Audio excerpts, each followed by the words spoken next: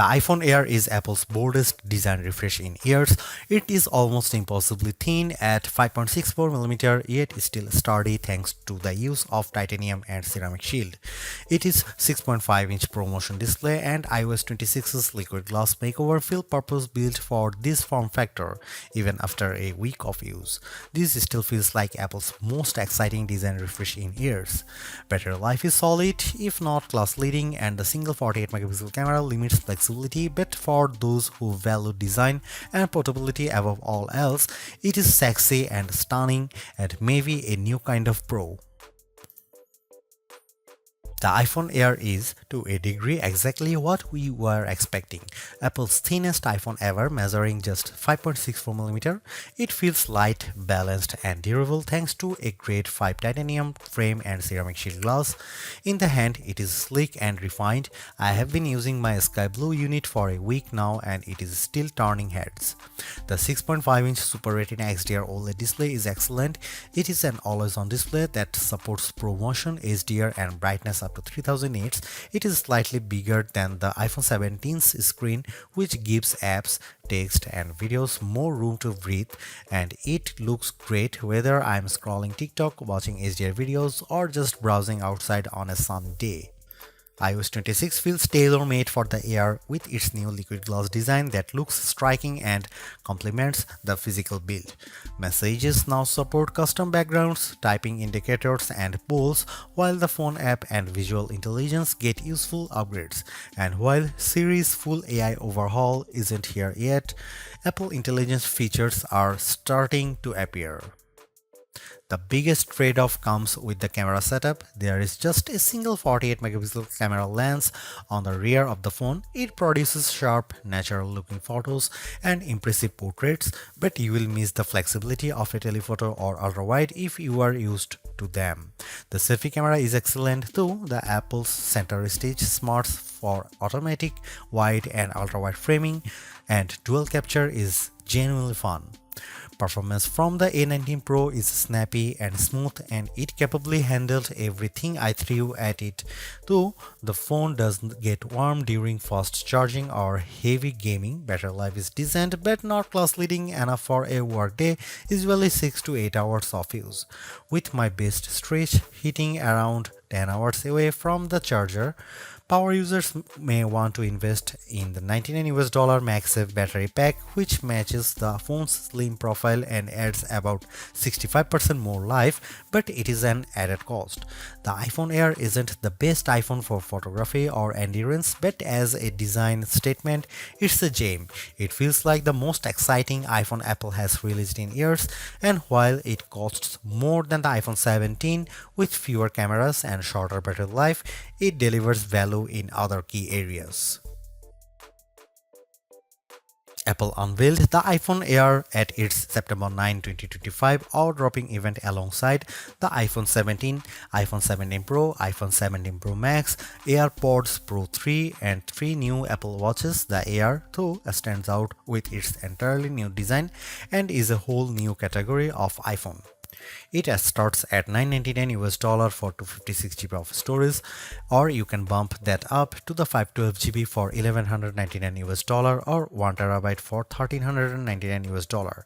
The iPhone Air is an eSIM only device worldwide and comes in 4 colors: sky blue, light gold, cloud white, and space black. I've been testing a 1 TB iPhone Air in sky blue. Apple will officially launch the iPhone Air on September 19, 2025, but it's up for pre-order now from the company's online store, authorized retailers, and carriers. If you are following the Apple rumor cycle, we were all expecting an ultra-thin iPhone to be released, one that would potentially go thinner than the iPhone 6 or 6 Plus, be more stunning than the iPhone X, and offer a truly refreshed look and feel for the iPhone. The launch event's awe-dropping tagline set the bar high, and the iPhone Air cleared it with room to spare. It's not the first ultra-thin phone. The Galaxy S25 Edge measures in at 5.8mm, but it still feels as stunning, sleek, and sexy in my hand right now after living with it for a week as it did during my brief hands-on session following the launch event. It feels as exciting as the iPhone X in that it might give us the playbook for the modern iPhone going forward, or at least show us one half of the purportedly incoming foldable iPhone. The photos released by Apple and even those shot by me for this review only do it partial justice. The iPhone Air is the best representation yet of Apple's vision for an iPhone that's just glass. It weighs in at just 5.82 ounces or 165 grams, fully justifying the Air moniker.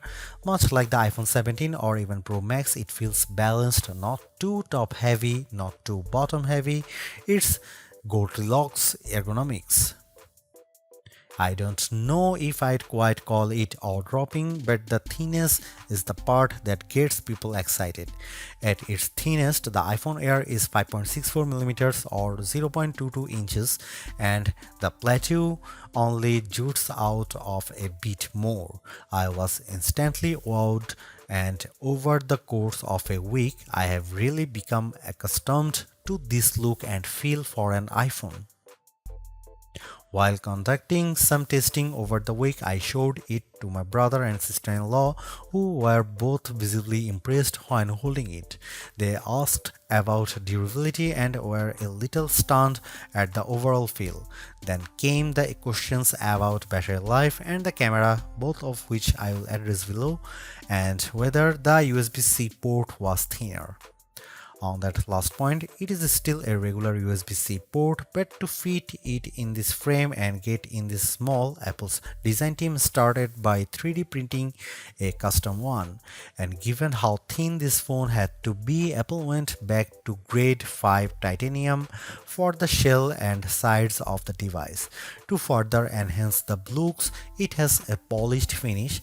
My sky blue review handset is different from the MacBook Air and iPad Air colors of the same name. It is a bit lighter and pastel-like. I really like it, and the Air also comes in light gold, space black and cloud white. While the innermost layer of the iPhone Air sandwich is made of that strong titanium, which can bend slightly under pressure but is designed to spring back, it's topped and bottomed with glass and glass ceramic, specifically Ceramic Shield 2 on the front and the Ceramic Shield on the back. The rear, like the iPhone 17, is mostly frosted matte glass, while the top bump gets the glossy finish. Apple says the Air is 3 times more scratch resistant on the front, so I've still been careful sliding this in and out of my front or rear jeans pockets, and the back is 4 times more crack resistant. It also has the same IP68 rating for resistance to dust and water as the iPhone 17, 17 Pro and 17 Pro Max. It survived a light drizzle shortly after I unboxed it in Apple Park. The weather's been wet in my home state of Jersey, and the Air has shown no issues on being used in rain or surviving a dunk test. Even given the extreme thinness here, you still get the usual buttons you would expect on an iPhone. Camera control has been redesigned to live on the right hand side, and it's slightly thinner but about the same length as on other iPhones. The power or sleep button sits slightly higher on this side, with the action button, volume up and volume down on the left. The main mono speaker lives at the top of some microphones, and there are 2 other microphones either side of the USB-C port on the bottom. This design does, as mentioned, only leave room for a single camera and likely a smaller battery inside, but Apple has also dropped the SIM card slot worldwide and opted for eSIM to save some space. The iPhone Air is stunning, attracts a lot of admiring glances, and feels like biggest refresh in iPhone design we have seen in a while. Yes, it's the same key parts, just compressed, but in use it feels like the perfect showcase for iOS 26. If you are after Apple's best design this year, I think it is clearly the iPhone Air. For $999 US, it would be a little mean for Apple not to include promotion or always-on functionality here, and the iPhone Air supports both. As a whole, the screen is basically in line with those on the iPhone 17, 17 Pro or 17 Pro Max. The front of the iPhone Air is nearly all glass except for a thin black bezel that turns into the sloped polished side. It's a 6.5-inch Super Retina XDR OLED display with a resolution of 2376 by 1260, which works out to 460 pixels per inch. It tops out at 3000 nits of brightness when needed, supports the white color P3 gamut and HDR, and features an anti-reflective coating. It also has the same dynamic island as the rest of the iPhone 17 line. In daily use, the display is really the main appeal here. On paper, it's 0.2 inches bigger diagonally than the iPhone 17 or 17 Pro, but it feels a bit more expensive. It offers more lines of text or a slightly expanded view when viewing a web page. Games or movies feel a little more like an event, and it offers a broad canvas for iOS 26. Lay two of these phones side by side and I think you'd have some idea of what Apple is planning to bring us with its long-rumored folding iPhone, and it would look mightily impressive, but we are not quite there yet. And it's still smaller than the Pro Max. Colors looked punchy and vibrant, text was inky black and crisp, and it was a great display for daily use. I found that it got bright enough to battle the bright sunshine of California, the late summer sunshine of New Jersey and New York, as well as bright artificial lighting. I liked scrolling TikTok and Instagram Reels or watching a video on it, mainly thanks to the super smooth Pro Motion display. And iOS 26 with its liquid glass makeover looks fantastic here. I have a feeling that the design team at Apple knew the Air was on the roadmap when designing the liquid glass. iOS 26 is running on the iPhone Air out of the box, and as on any iPhone, announces itself with a hello on the first boot. You will get a sense of the new translucent glass-like nature of the software pretty quickly. It's mostly visible in how notifications refract over your wallpaper or up top with whatever is behind the element. I especially like the way the bottom menu bars look like this, although legibility can be an issue at times depending on what's behind the element. You'll also notice a difference if you use light mode or dark mode. The redesign is only a portion of iOS 26 as Apple's latest OS introduces a number of new features. I am keen to put many of the new parts of messages to the test with my friends and various group chats. With the latter, you will now get typing indicators and you can set a custom background for any message group or individual. This will, I have a feeling, be an especially tough test for legibility with the liquid glass components. You also have the option to add polls in group messages, which is a fun way to decide on activities or maybe pick a restaurant. The phone app is entirely new, though you can switch back, placing your favorites up top, and below that is a combined list of outgoing and incoming calls, missed calls, and even voicemails. It can be a lot to process at first, but after months on the beta, I am more or less used to it, although I have switched back to the original setup occasionally, as the new one makes voicemails a little harder to track down. You can also use live translation during calls, which can be helpful for international travel, and I especially like the wait on hold feature. Visual intelligence, which is engaged with a long press of camera control, is a bit smarter here and now identify events to add your calendar and integrate with apps that add support with the API. However, we are still waiting on the full AI-powered Siri, and many of the new Apple Intelligence features aren't front and center here. This is where the compromises necessitated by the iPhone Air's unfeasibly thin design begin. The iPhone Air only features a single 48 megapixel fusion camera on the back. It can shoot at 1x, a sensor crop in 2x, or a maximum digital 10x, but the quality falls off noticeably with the latter. I'll cut to the chase here. If you are after the iPhone with the best cameras or even just some variety for shooting, this is probably not it. Here are some camera samples of the new iPhone Air.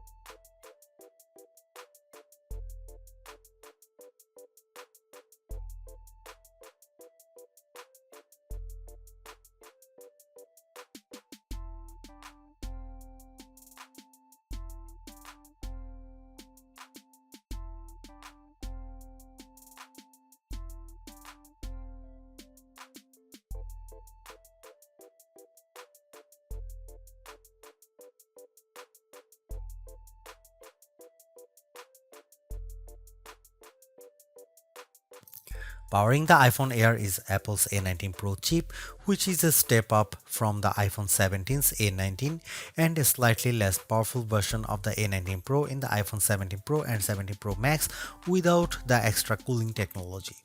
The A19 Pro here is a 6-core CPU with 2 performance and 4 efficiency cores, a 5-core GPU and a 16-core neural engine. It's goodly faster than the A18 Pro or A18 found in the iPhone 16 Pro Max or 16, especially with various elements of iOS 26 including specializing a wallpaper and in everyday use. Compared to the standard iPhone 17, I would say performance is about neck and neck. The A19 Pro is arguably being used here to help regulate performance temperature. I did notice the iPhone Air heating up during the first few days while it was still indexing and charging, especially from 0% to about 50% before cooling as it slowed near 80%. It also warms up when multitasking with demanding apps at times. For example, if I am on a call and launch a game like Asphalt 9, the area around the camera housing on the rear can get noticeably warm, though it cools quickly as performance regulates. The heat doesn't spread below the Apple logo, and a case like Apple's bumper or clear option helps keep it from your fingertips. Keep in mind that basically all the components do live in the plateau, including the silicone, so it makes sense that the area does heat up. When it comes to non-gaming tasks, though, the iPhone Air handles everything well and delivers strong performance while keeping cool. That was the case with my daily workflow consisting of calls, audio and FaceTime as well as mail, Gmail, Slack, Safari, Chrome, Edits, CapCut, the camera and the other apps. Even with creating a Genmoji or using Image Playground or another facet of Apple Intelligence, the iPhone Air didn't get especially warm. In terms of quantitative testing, the iPhone Air scored slightly higher than the iPhone 17 on Geekbench 6.5 at 3723 on single core and 9665 on multi-core.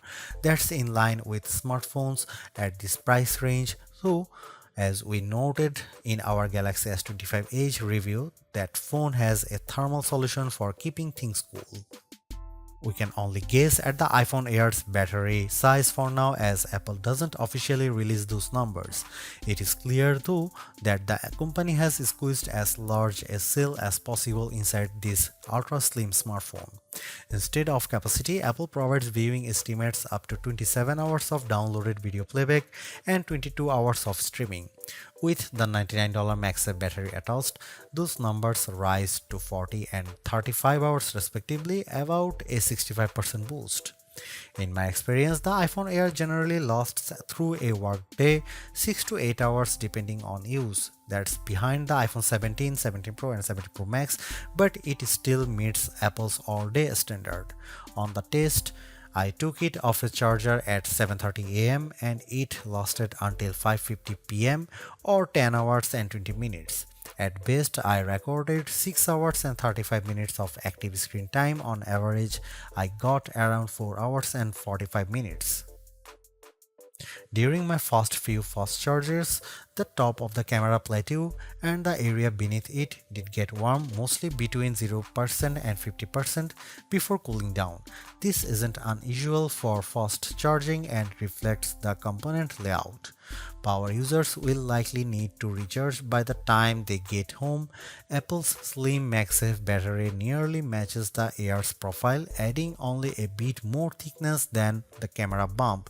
It recharges intelligently throughout the day, manages heat well, and uses pocket detection to optimize charging times. Optional, yes, but it complements the iPhone Air experience nicely. The iPhone Air delivers remarkable performance in a super thin and light design that's very durable. I especially like getting A19 Pro power in something this compact, but you have to make some trade-offs for the steep $999 price. You get only a single rear camera, which means no telephoto zoom, ultra-wide or macro shots, and while the Air's battery life is solid, it's a few hours behind the iPhone 17 Pro Max.